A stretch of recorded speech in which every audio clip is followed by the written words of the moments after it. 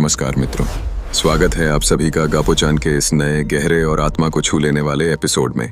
बंधुओं और भगवत प्रेमियों, आज हम उस दिव्य विषय पर मन को स्थिर करने जा रहे हैं जिसका स्मरण मात्र ही मन को शांति, हृदय को पवित्रता और जीवन को दिशा प्रदान कर देता है।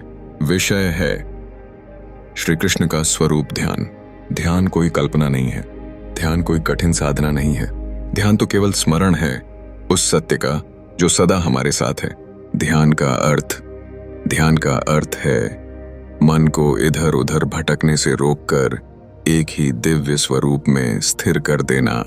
और जब ध्यान श्री कृष्ण का हो तो वह केवल मन को नहीं, जीवन को बदल देता है। श्री कृष्ण का दिव्य स्वरूप अब अपने नेत्र बंद करें और हृदय में श्री कृष्ण के स्वरूप का दर्शन करें।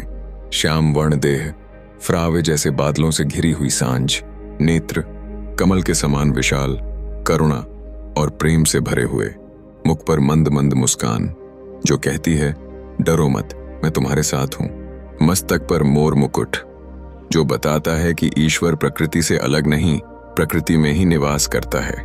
वंशी की मधुर तान श्री कृष्ण के करों में बंसी है।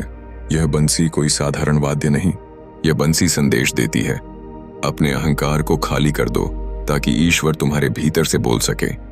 जब मनुष्य स्वयं को खाली करता है तभी परमात्मा उसमें प्रकट होता है। श्री कृष्ण का दृष्टिकोण, श्री कृष्ण किसी से घृणा नहीं करते, न पापी से न अपराधी से। वे तो कहते हैं जो जैसा है उसे वैसा स्वीकार करो, पर स्वयं को ऊंचा उठाने का प्रयास करते रहो। वे राजा के भी सखा हैं और ग्वाले के भी मित्र, यही उनका सौंदर्य है। ध्यान कैसे करें? ध्यान के लिए कोई कठिन नियम नहीं, सीधे बैठ जाइए, श्वास को शांत कीजिए और मन में केवल एक भाव रखिए, हे कृष्ण आप मेरे अपने हैं। बस इतना ही। ना मंत्र की आवश्यकता, ना विधि का बंधन, प्रेम ही सबसे बड़ा मंत्र है।